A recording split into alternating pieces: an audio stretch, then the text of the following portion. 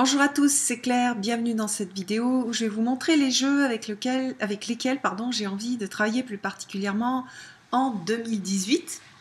Alors c'est des jeux, il y a des jeux qui sont très récents que je viens de recevoir, il y en a d'autres avec lesquels j'ai déjà un petit peu travaillé, que j'aimerais bien reprendre. Donc voilà, je vais vous montrer dans cette vidéo-là les oracles et puis j'en ferai une autre avec les tarots. Alors, au niveau des oracles, le premier, je vous l'ai déjà montré dans une autre vidéo, c'est l'oracle des échos, enfin Oracle of Echoes, de Anatolian. Et voilà, je vais le mettre sur la table voilà, des jeux avec lesquels j'ai envie de travailler. Je vous ai peut-être déjà montré un petit peu ce parti. Voilà, on va regarder un peu l'autre partie. Donc c'est voilà, un jeu tout en délicatesse, qui est super joli. Et l'artiste c'est Anatolian et j'adore. J'aime beaucoup ce qu'elle fait. Donc voilà, regardez comme c'est beau. Je vais travailler avec ce jeu cette année. Donc c'est un jeu auto-publié. Deuxième jeu auto-publié avec lequel j'ai envie de travailler. Et en fait, j'ai pas fait énormément de tirages avec. Voilà, mais j'aime beaucoup. C'est aussi un jeu coloré, mais avec un style différent. Et avec des petits mots-clés. On travaille surtout avec les mots-clés. Il y a pas mal de cartes. Ça s'appelle donc le Story Cards de Cathy Nichols. Voilà, il est assez... il a plus une ambiance, comment dire, un peu enfant. Et donc, voilà, on a ces illustrations naïves, mais avec quelque chose, enfin avec des mots-clés qui sont très intéressants. Bon, la magie, surfer,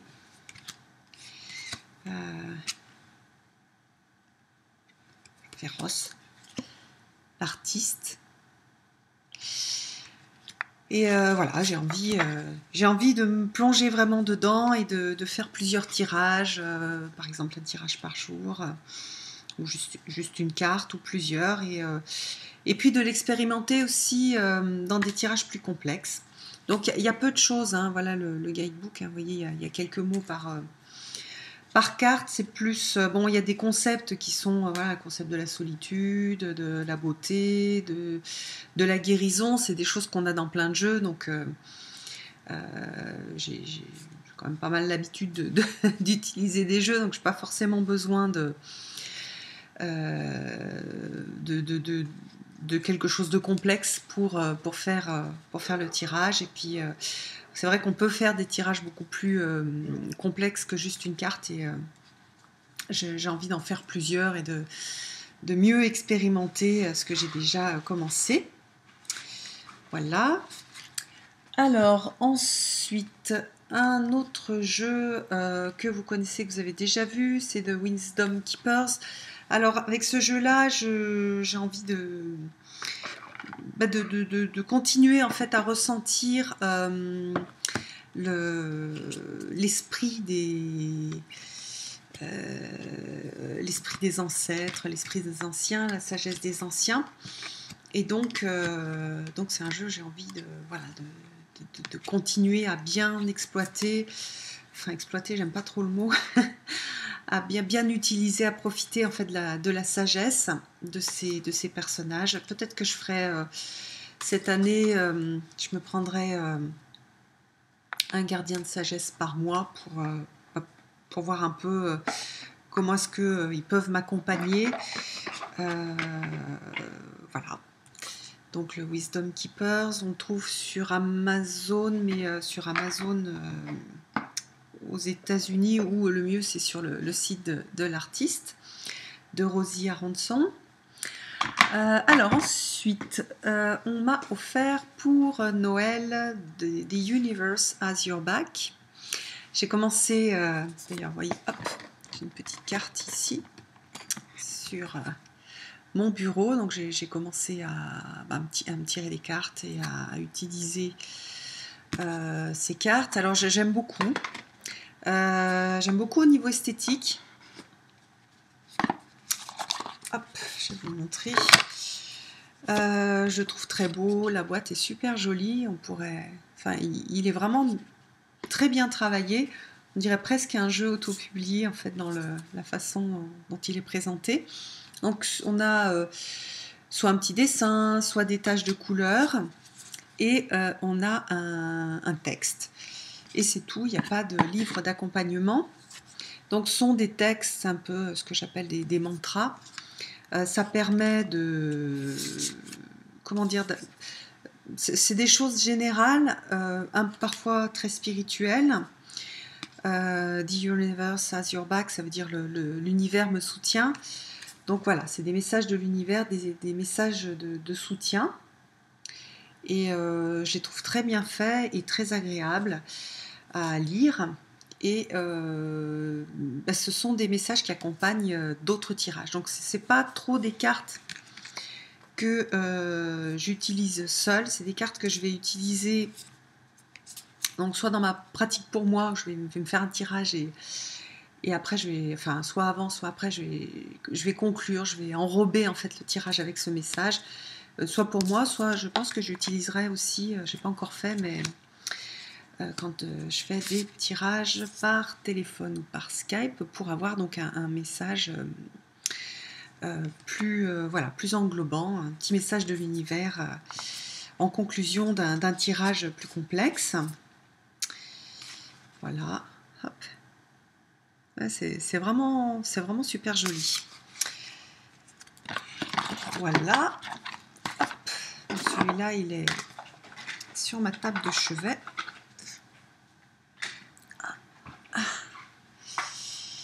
Alors, ensuite,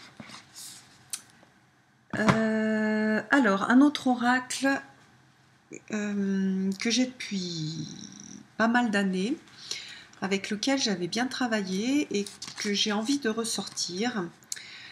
C'est le Magician's Deck, le Quera Magician's Deck. C'est aussi un deck autopublié. Il est très mystique, c'est-à-dire qu'il y a des cartes qui sont très élevées au niveau ésotérique et ça descend jusque dans la matière. Voilà, j'adore au niveau esthétique. Et j'aime bien la construction de ce jeu et je le trouve super intéressant. Vous voyez, les cartes vertes, c'est celles qui sont plus dans la matière. Et après, il y a des niveaux avec des portes. Enfin bon, il y a tout un système qui a été créé avec ce jeu-là. J'aimerais bien reprendre les... Regardez, même le hiérophante. Regardez comme elle est belle. J'aimerais bien reprendre... Il y a des petits livres aussi avec... des livres de travail avec des tirages qui sont un peu complexes. Il y a des choses assez complexes à faire avec ce jeu-là, donc après il faut trouver le juste milieu et le côté voilà, utile et ce qui est aussi juste pour moi. Je vous en montre d'autres. Voilà, donc ça c'est aussi un oracle que je vais travailler l'année prochaine, enfin cette année, en 2018. Ensuite, il y a un oracle que je viens juste de recevoir, qui est l'oracle des chamans. Alors, cet oracle, il m'intéresse parce que j'ai vu que Kelly faisait du travail sur les ancêtres avec ce jeu-là. Donc, ça veut dire que je vais peut-être le mélanger avec l'oracle des Celtes et puis travailler aussi avec le Wisdom Keeper. Ça veut dire que je pourrais avoir en fait ça et celui des 7 qui est ici. Voilà, et ça fait un bon pack pour travailler sur les lignées, sur les ancêtres et sur la sagesse des ancêtres. Donc là, plus la compréhension de la lignée. Ici, plus une sagesse universelle des ancêtres, hein, une guidance des anciens, de gens qui ont vécu. Hein, celui-là, il est extrêmement humain, il est très très humain. Et pour chaque carte, il y a une expérience, une personne qui a vécu quelque chose avec une expérience qui est racontée. Et donc, c'est le personnage que l'on voit sur la carte. Et donc, il y a vraiment quelque chose de super intéressant et de puissant.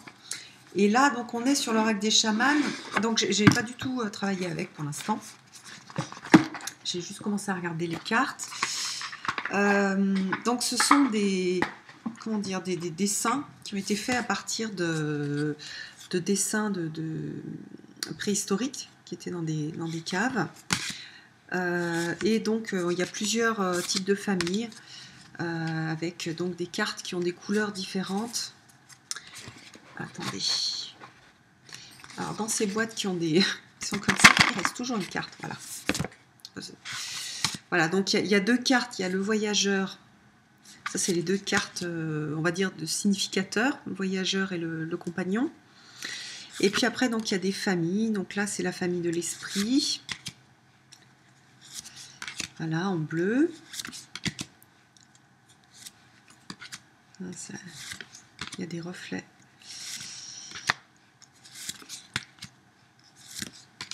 Voilà, donc on voit bien, hein, c'est des dessins préhistoriques. Après, il y a la famille de l'ancêtre. Donc ça, on reconnaît, c'est Lascaux. Vraiment, j'aime beaucoup, c'est super beau, ça aussi, c'est magnifique. C'est aussi un jeu que je peux mélanger avec le tarot, comment est-ce qu'il s'appelle? Tarot féminin avec qui est aussi sur une base de la préhistoire, mais plus féminin, un tarot rond. Mince, Mother Peace, le Mother Peace tarot. Voilà, je pense que je peux faire quelque chose d'assez sympa. J'ai vu que la structure avec donc les familles, ça ressemble, d'ailleurs ça a été fait par la même personne, hein, ça ressemble à l'oracle des Celtes. L'oracle des Celtes, oui, c'est Kathleen Matthews. Et l'oracle des chamans, hein, c'est son mari, alors, John Matthews, voilà. Bon. Donc voilà, après on a la famille du chasseur. Alors c'est pas un jeu qui m'avait beaucoup... Enfin, j'y avais pas trop fait attention jusqu'à présent, parce que c'est un vieux jeu, hein, c'est pas un jeu qui vient de sortir, et puis j'avais juste vu la boîte, bon voilà, et après j'ai vu que Kelly proposait donc une américaine, des tirages sur les ancêtres avec, et je me suis dit, bah tiens, j'ai envie aussi moi d'essayer. Le dos est joli, les cartes sont sympas, elles sont un peu glacées, mais glacées granuleuses. Voilà, donc ça, je vous en donnerai des nouvelles, parce que pour l'instant, je peux pas vous dire vraiment grand chose dessus, juste voilà, vous dire ce que j'ai envie d'en faire et ce que je vais tenter d'en faire. Voilà pour les oracles, ça fait déjà pas mal. Et puis surtout que ça, c'est ce que j'ai prévu. Souvent, ça se modifie au cours de l'année. Je ne suis pas quelqu'un qui se fixe des objectifs et qui se tient bien les objectifs. Je fais aussi les choses au fur et à mesure qu'elles arrivent, qu'elles ont du sens. Donc, il y a des choses qui peuvent changer en fonction de ce que j'ai besoin de travailler dans ma vie. Donc, ça, voilà, c'est ce que j'ai envie de faire. C'est ce que je vais faire là en début d'année. Et ah oui, le dernier, mais je vous l'ai déjà montré, c'est je vais travailler sur le keeper historique pour réapprendre en fait, parce qu'il y a deux écoles. Il y a l'école anglo-saxonne, c'est un peu comme ça que j'ai appris, qui utilise le keeper comme un peu comme le normand, et comme le normand fait par les anglo-saxons. Et là, il y a une américaine qui habite en Allemagne, qui travaille avec le keeper et qui travaille avec la méthode allemande, donc qui est aussi donc voilà, la méthode un petit peu on va dire d'origine, qui est très divinatoire. Donc c'est aussi intéressant. Je vous ai dit, j'aime bien remettre tout par terre et réapprendre, parce que ça enrichit en fait, et j'aime pas me fermer des portes, et ça enrichit, voilà, ma compréhension des cartes et ce qu'on peut en faire. Voilà, donc je ferai ça, ça c'est sûr, je vais travailler dessus pendant toute cette année. Voilà, je vous embrasse tous et je vous donne rendez-vous pour une prochaine vidéo. À bientôt!